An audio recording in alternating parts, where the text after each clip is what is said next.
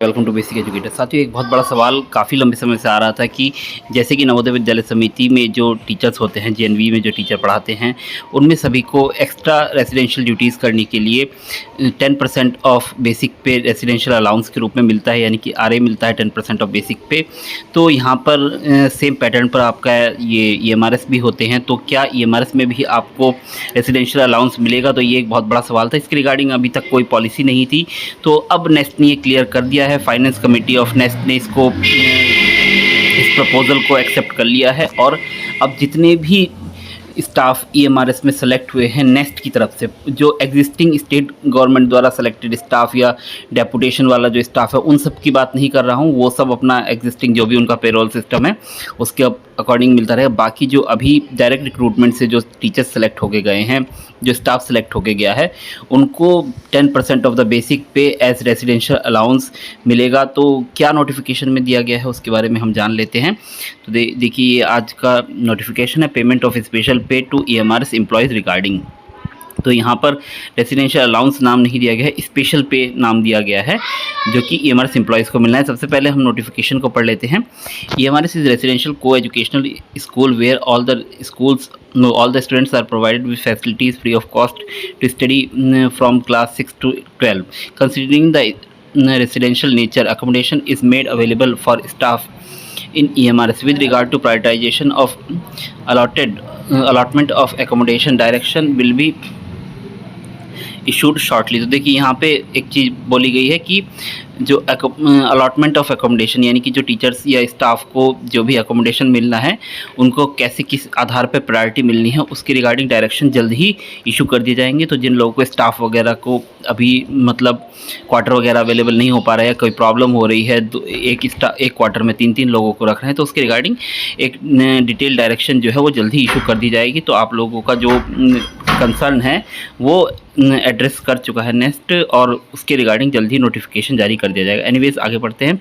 Staff who are staying in the campus are involve in various activities 24/7 in the interest of the school in recognition of the additional responsibility taken up by the staff beyond normal duty hours. The creation of post has been sanctioned by competent authority with special pay at the rate of 10% of basic pay for all regular staff of EMRs who are appointed with approval of NEST.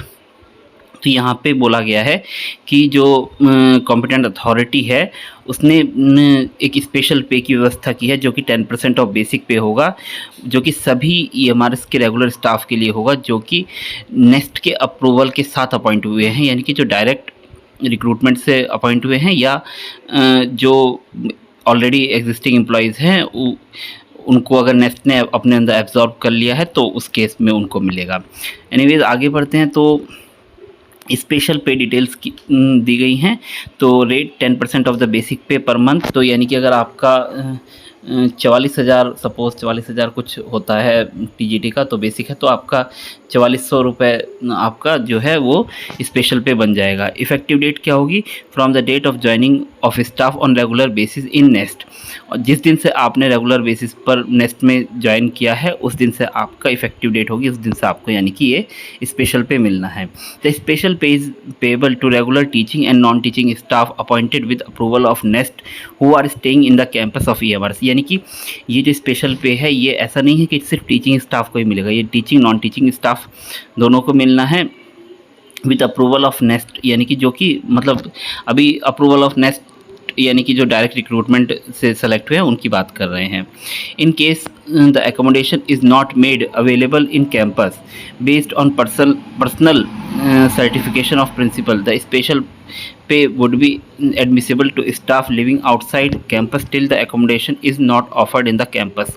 यानी कि suppose अगर आपको quarter नहीं मिला है, principal ने ये certify कर दिया है कि वहाँ पर जो आपका स्कूल है वहाँ पे स्टाफ के लिए क्वार्टर अवेलेबल नहीं है और आपको बाहर रहना पड़ेगा, उस केस में जब तक आपको एकोमोडेशन नहीं मिल जाता है तब तक आपको स्पेशल पे मिलता रहेगा। क्यों? क्योंकि वो आपकी कमी नहीं है।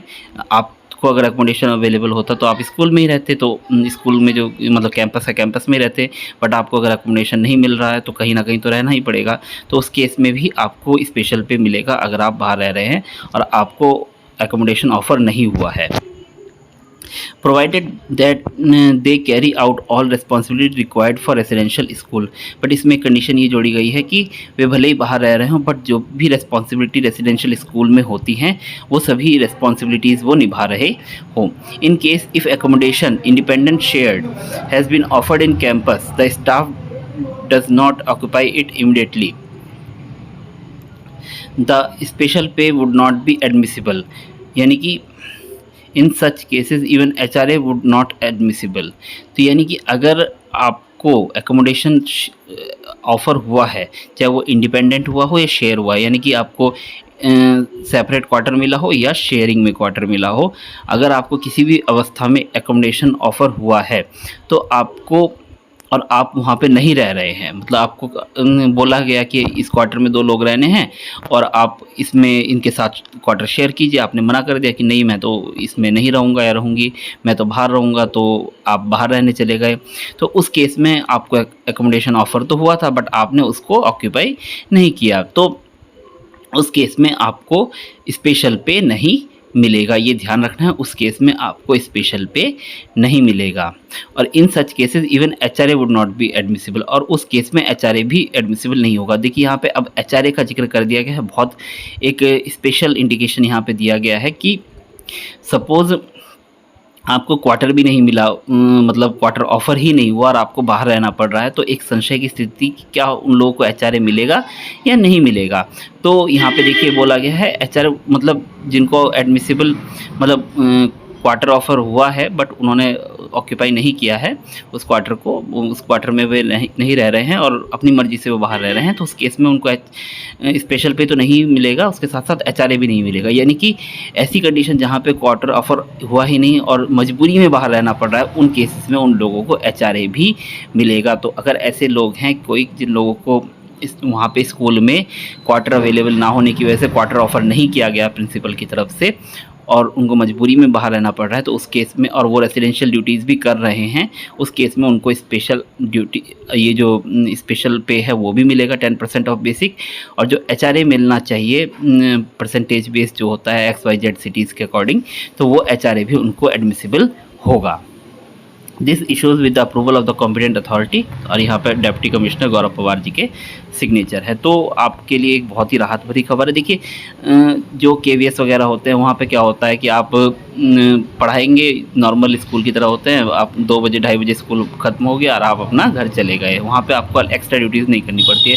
बट यहाँ पे आपको बहुत सारी मैथ्स के ड्यूटीज़ होती हैं, हॉस्टल में बहुत आपको हाउस मास्टर बना दिया जाता है, उसके अलावा रेमेडियल क्लासेस वगैरह दुनिया भर की ड्यूटीज़ होती हैं, तो उसके लिए स्पेशल पे की व्यवस्था होनी ही चाहिए थी।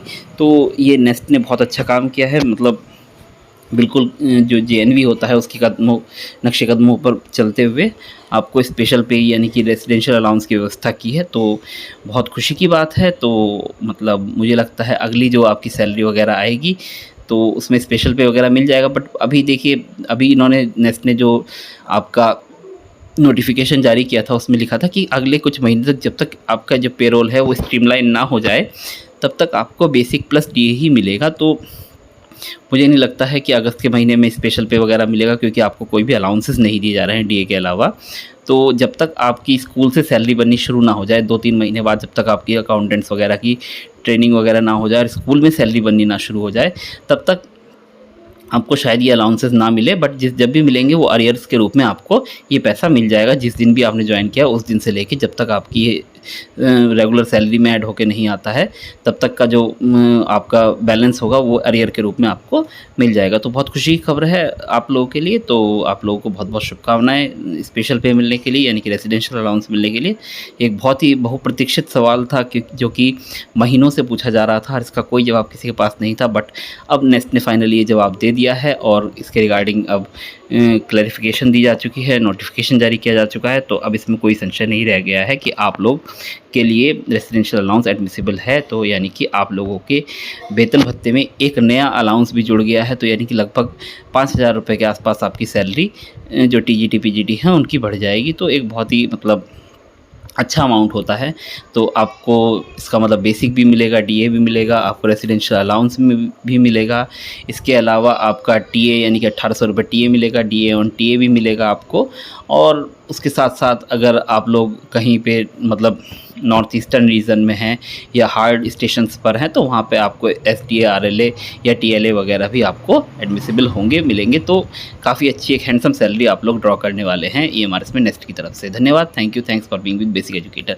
और अगर कोई सवाल होंगे तो आप लोग टेलीग्राम पे जुड़ के अपने कमेंट रख सकते हैं, सवाल रख सकते हैं, आपके सवाल का जवाब देने का प्रयास किया जाएगा। अन्यथा आप यूट्यूब में कमेंट के माध्यम से भी अपने क्वेश्चंस रख सकते हैं। धन्यवाद।